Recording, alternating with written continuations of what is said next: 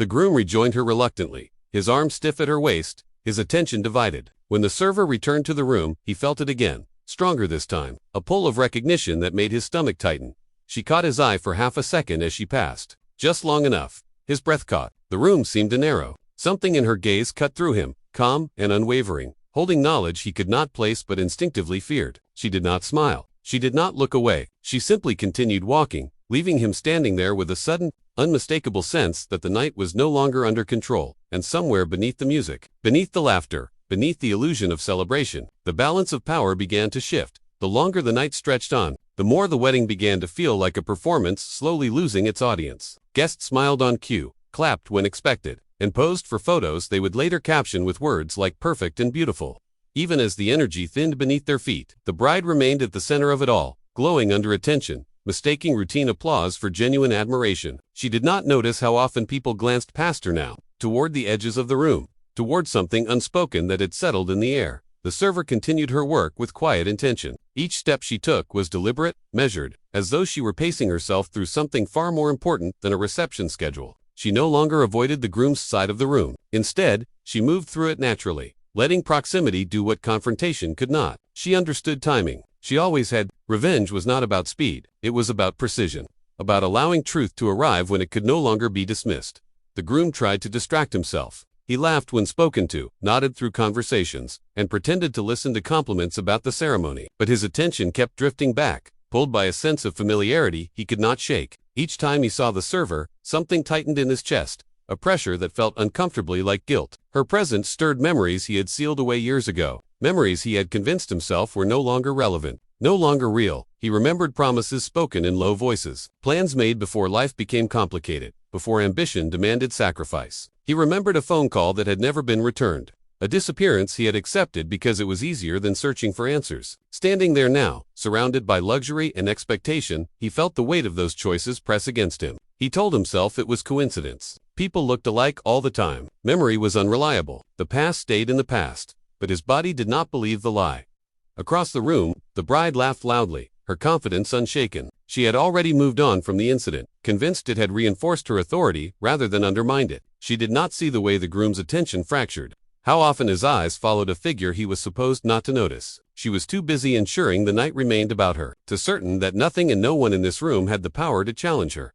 The server paused near a table of older guests, their expressions observant, their silence heavier than most. One woman studied her face longer than appropriate, her brows knitting together in recognition. The server met her gaze calmly, offering a polite nod before moving on. She did not need allies yet. Recognition alone was enough. Truth had a way of spreading once it was seen. As the evening edged closer to speeches, tension coiled tighter beneath the surface. The bridesmaid of honor delivered rehearsed praise. Applause followed, thinner now, scattered. The groom stood next, his glass raised, his voice steady until it wasn't. He stumbled briefly over a sentence, his eyes flicking involuntarily toward the server standing near the back. For a moment, their gazes locked, and something unspoken passed between them, heavy and undeniable. The bride noticed. It was subtle, just a shift in posture, a pause too long to ignore. Her smile faltered for half a second before she recovered it, laughing lightly, touching the groom's arm possessively. She followed his line of sight, irritation rising when she saw where his attention had landed. The server, again, a familiar heat bloomed in her chest. The same one that had driven her hand earlier, but this time it was mixed with something new, unease. She leaned toward the groom, whispering a sharp comment meant to reassert control. He nodded absently, barely hearing her. The distance between them felt wider than the room itself. In the service corridor, the server took another quiet breath, steady and grounding. The night was unfolding exactly as it needed to. She had not spoken a word, yet cracks were forming everywhere she looked. The groom was unraveling. The guests were watching more closely. The bride was losing her grip, even if she refused to see it.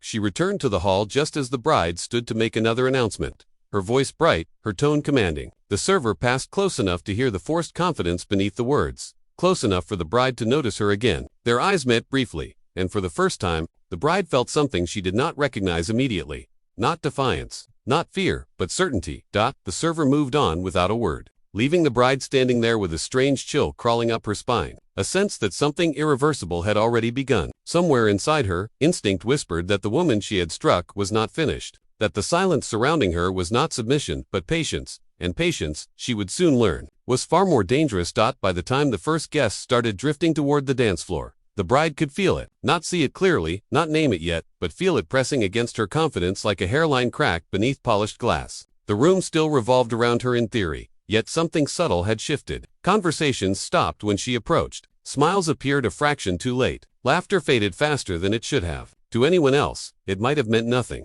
To her, it felt like disobedience. She tightened her grip on the night by tightening her grip on people. She corrected a server for placing a glass half an inch off center. She snapped at a bridesmaid for stepping into a photo frame without permission. She laughed loudly at her own jokes, daring anyone not to join in. Control had always been her armor, and when that armor felt threatened, she doubled down. Convinced force would restore balance. She did not understand that force only worked when fear was intact, and fear was already leaking away. Across the room, the server watched quietly. She did not rush. Now, she allowed herself to be seen, just enough to be noticed without explanation. She stood straighter. She slowed her pace. She let her presence interrupt sightlines and conversations, appearing and disappearing like a thought no one could quite shake. Guests began to track her movement without realizing why. Their curiosity stirred not by action, but by contrast. She was calm in a room growing tense, grounded in a space fraying at the edges. The groom felt it most. He tried to lose himself in small talk, in familiar faces, in the routine congratulations offered by people who expected him to look happy. But his attention kept slipping, dragged back to the same quiet figure, moving through the room with unsettling purpose. Every time he saw her, another memory surfaced, sharper than the last. A laugh he recognized. A pause before speaking that he had once loved. The way she observed before engaging, as if always reading the room. Before choosing her place within it, he told himself again that it was impossible. She had left years ago, disappeared without explanation. He had mourned her absence in private, then buried it beneath ambition and convenience. He had convinced himself she was gone because she wanted to be, because life had pulled her elsewhere. Seeing her here, now shattered that narrative in ways he was not prepared to face. His chest tightened with a mix of dread and disbelief.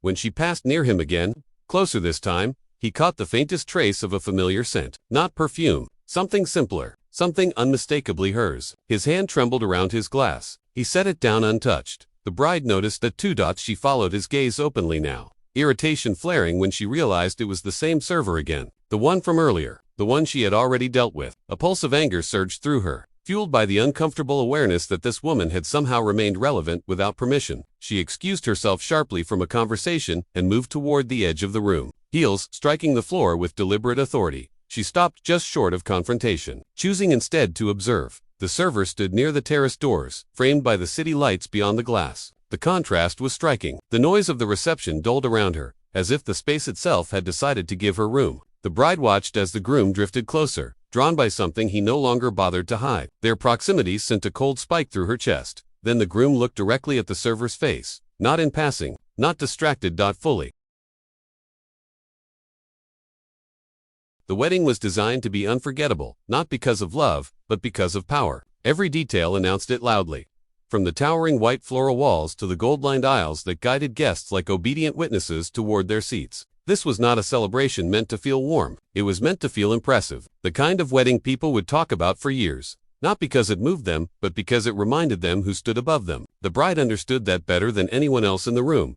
She entered late on purpose, allowing the anticipation to stretch just long enough to remind everyone that her presence was the main event. When she finally appeared, the room straightened. Conversations died midst, phones lifted, smiles formed automatically. She accepted it all without gratitude, because admiration was something she believed she deserved, not something she needed to earn. Her dress shimmered under the lights, heavy with detail and intention, and as she walked, she scanned faces the way someone inspects property. Important guests were acknowledged with nods. Less important ones were tolerated. The rest barely existed. To her, the wedding staff existed even less. They were background, movement without identity, hands that poured drinks, feet that carried plates, voices trained not to interrupt. She had made that clear during rehearsals. No mistakes, no delays, no attention drawn away from her. The event coordinator had promised perfection, and perfection meant control. The bride thrived on control. It was the one thing she trusted to never fail her. The ceremony passed exactly as planned.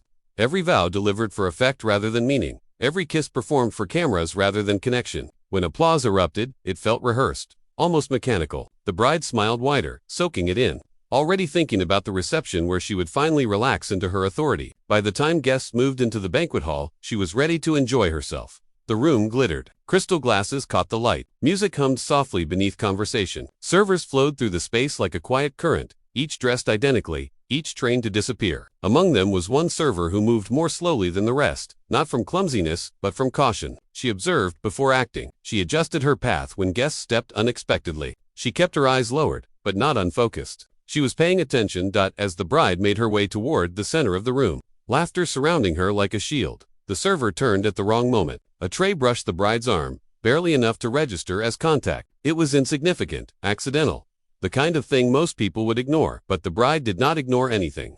That challenged her authority. She stopped. The room seemed to hold its breath as she turned slowly, deliberately, her expression already sharpening. The music continued, unaware. Conversations stalled. The server froze, instinctively, her body recognizing danger before her mind named it. She opened her mouth to apologize. But the bride moved first. The slap landed clean and loud, the sound cutting through the room with shocking clarity. It echoed not just in the air, but in the faces of everyone who heard it. Laughter collapsed into silence. A fork clattered against a plate. Somewhere near the back, someone gasped. The bride's hand remained suspended for a moment, as if she wanted everyone to fully absorb what she had done. "You watch where you're going," she said, her voice calm, practiced, and sharp enough to wound. The server did not cry out. She did not raise her hands. She did not step back. She stood still, absorbing the moment, absorbing the heat of humiliation without letting it show. Slowly, she lowered her eyes, not in submission, but in restraint. That difference went unnoticed by the bride, who had already turned away, satisfied that order had been restored. A few guests laughed nervously, desperate to align themselves with power. Others looked down, pretending not to have seen anything at all. The groom stood frozen, his expression tight, saying nothing, choosing comfort over confrontation. The event coordinator rushed forward. Whispering apologies meant more for the bride than the woman who had been struck. The server adjusted her grip on the tray. Her fingers trembled once, then steadied. She took a quiet breath, deeper than necessary, as if grounding herself in something far older than this room, older than this insult. She stepped back into motion, merging once again with the flow of staff. But something had shifted as she walked away. Her gaze lifted just enough to catch the bride's reflection in a mirrored pillar. There was no anger in her eyes, no tears, only recognition. The kind that comes when the past and present collide without warning. The bride believed the moment was over. To her, it was nothing more than a reminder of who she was and who everyone else was not. She returned to her guests, to laughter, to champagne, unaware that the slap she delivered so casually had just altered the direction of the entire night. And the woman she struck was not a stranger. She was only waiting. The room did not recover the way the bride expected it to. Sound returned first, but it came back wrong. Laughter rose too quickly and too loudly, like a reflex meant to erase what everyone had just seen. Music swelled, pushed up by a DJ who had been trained to smooth over discomfort. But the rhythm felt forced, disconnected from the mood. Conversations restarted in fragments, missing pieces, voices lowered just enough to signal unease. The slap lingered in the air long after the sound itself had faded. Clinging to the chandeliers, the polished floors, the carefully arranged smiles, the bride noticed the shift, but she misunderstood it. To her, the tension felt like respect, the kind that follows a public display of dominance. She took a glass of champagne from a trembling hand and raised it slightly, accepting approving nods from guests who wanted to stay on her good side. She laughed, sharp and confident, already reshaping the incident into something smaller, something harmless. In her mind, it was a correction, not cruelty, a reminder of order, a moment already beneath her concern. Across the room, the server continued working. She moved with steady precision, navigating between tables, refilling glasses, collecting plates, her posture unchanged. If anyone looked closely, they might have noticed the faint redness still blooming along her cheek, a quiet mark of what had been done. But most people did not look closely. They rarely did. She was staff. Background, conveniently forgettable. That invisibility, the one the bride relied on, had always been her greatest shield. As she passed clusters of guests, she caught fragments of whispered reactions. Some sounded amused. Others sounded uncomfortable. A few carried the soft tone of judgment, quickly swallowed by fear of association. She listened without reacting, storing each word the way someone stores evidence, carefully, without emotion. This was not new to her. She had learned long ago how silence could speak louder than protest, how patience could outlast power.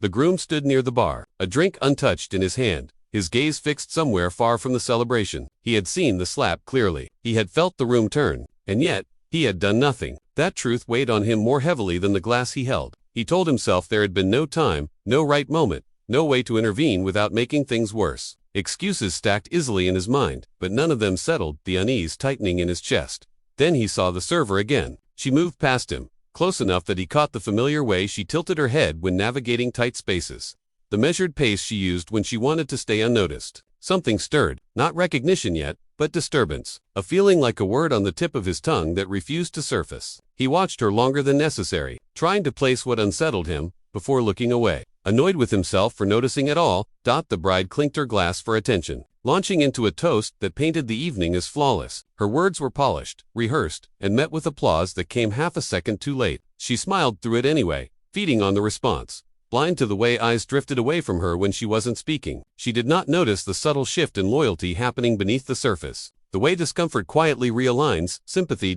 In the service corridor beyond the banquet hall, the server paused for the first time. The noise dimmed behind the swinging doors, replaced by the hum of refrigeration units and distant footsteps. She set her tray down and closed her eyes briefly, not to calm herself, but to steady something deeper. The memory she had spent years keeping dormant pressed forward now, vivid and uninvited. The slap had not hurt as much as what it represented, the certainty with which it had been delivered, the assumption that there would be no consequences. She opened her eyes and looked at her reflection in a steel surface, studying the face that had changed enough to be overlooked, but not enough to be erased. Time had sharpened her, not softened her. Loss had done its work quietly. Preparation had done the rest. This night had always been a possibility, even if she had never imagined it would unfold like this. She had promised herself she would stay invisible. She had promised herself she would leave without disturbance. That promise no longer applied. Back in the hall, the bride leaned close to her friends, recounting the moment with exaggerated humor, enjoying the way they laughed when she laughed. She mistook their relief for approval.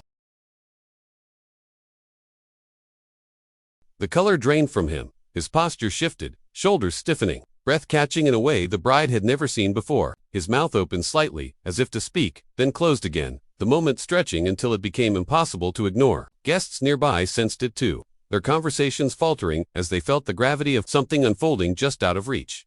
The bride stepped forward instinctively, ready to assert herself, to interrupt whatever this was before it gained shape. But the groom moved first. He said the server's name. It was barely louder than a whisper, but it cut through the noise more effectively than a shout ever could. The bride froze. The name did not belong to a stranger. It belonged to a memory she had never been told about. The server did not react with surprise. She did not smile. She simply met his gaze, steady and composed, confirming everything his voice had revealed. Recognition landed like a blow. The bride looked from one face to the other, her confusion curdling into suspicion. Her mind raced, searching for explanations that preserved her control, but none arrived fast enough. The server spoke then, quietly, not to accuse, not to demand, but to acknowledge. Her voice carried easily, calm and certain, and in that moment, the power dynamic shifted visibly. This was not a servant being addressed. That was history standing upright. The groom's composure cracked. He took a step closer, words spilling out in fragments, apologies colliding with questions, regret bleeding into his tone. Each syllable widened the gap between him and the bride, a gap she could no longer pretend did not exist. Eyes turned toward them now, openly. Whispers spread, curiosity ignited, and the carefully managed narrative of the night began to unravel. The bride felt it slipping through her fingers.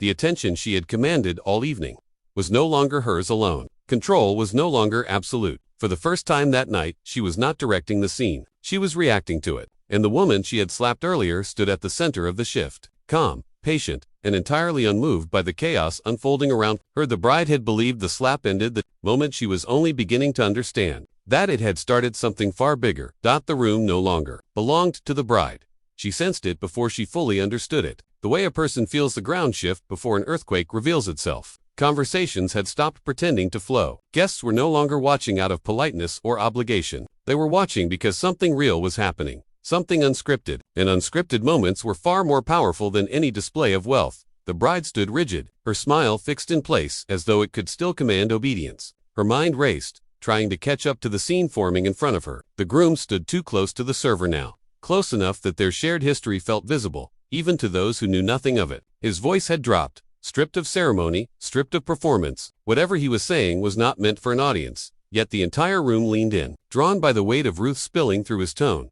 The bride stepped forward sharply, heels biting into the floor. "What is this?" she demanded, her voice carrying just enough edge to remind everyone who she believed herself to be. The groom turned toward her slowly, and in that moment, she saw it clearly for the first time. Not confusion, not guilt alone, fear, not of her anger, but of what could no longer be undone. He opened his mouth to respond, but the words did not come easily. They tangled, heavy with years of avoidance. The server watched the exchange without interruption. She had imagined this moment in fragments for a long time, but standing inside it now, she felt no rush, no triumph, only clarity. She understood something the bride did not. Revenge was not about shouting or humiliation. It was about exposure, about letting people see what had been hidden and allowing consequences to arrive naturally, without force. She spoke then, her voice calm and even, carrying across the quiet room with remarkable ease. She did not accuse, she did not dramatize. She told the truth. She spoke of a past that had been erased for convenience, of promises made before ambition took over, of how silence had been chosen because it was easier than honesty. Each sentence landed softly, but the effect was devastating. Guests exchanged glances, pieces aligned. Expressions shifted from curiosity to understanding. The groom's shoulders sagged as the weight of what he had avoided finally settled in full. The bride listened, stunned, her expression tightening with every word. This was not the narrative she could control. She searched for interruption points, for opportunities to reassert herself, but the room would not give them to her. No one laughed. No one rushed to her defense. Even those who had smiled at her earlier now watched with careful distance, unwilling to align themselves with a power that was visibly cracking.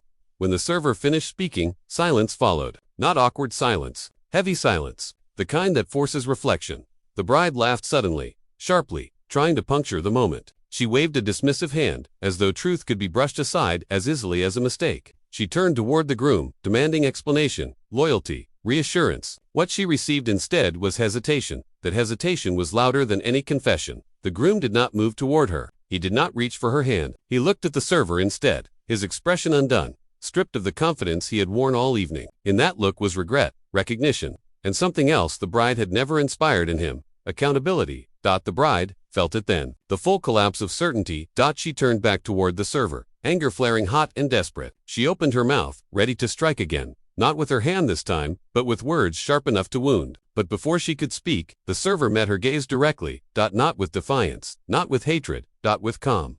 The contrast was unbearable. "You slapped me," the server said quietly, finally, addressing the moment that had started it all, "because you thought I was invisible." Her words carried through the room, settling into every corner. "I wasn't." The bride felt the sting of those two words more sharply than the server had felt the slap. The power dynamic inverted in an instant. The humiliation she had delivered so casually returned to her, multiplied by witnesses, magnified by truth. She looked around and saw it clearly now. The guests were no longer on her side. They were not amused. They were not impressed. They were watching the consequences of cruelty unfold in real time. The event coordinator approached hesitantly, unsure whose authority still mattered. The music remained silent. The wedding, once meticulously choreographed, had come to a standstill. The server stepped back then, not retreating, but releasing the moment. She had said enough. She had done what she came to do, even if she had not planned for it to unfold this way. The truth was out. The night would never return to what it had been. The bride stood alone at the center of the room, exposed in a way money could not shield, status could not repair, and anger could not reverse. She had believed power meant never being questioned. She had believed cruelty carried no cost when aimed downward. She was wrong, as guests began to murmur openly now. The illusion finally shattered. The wedding would be remembered, but not for beauty or love. It would be remembered as the night control failed, the night arrogance met consequence, the night a slap meant to silence someone, instead, gave her a voice. And as the server walked away for the final time, unseen, no longer, one truth followed her like a quiet echo. The most devastating revenge does not announce itself. It waits, and then it reveals.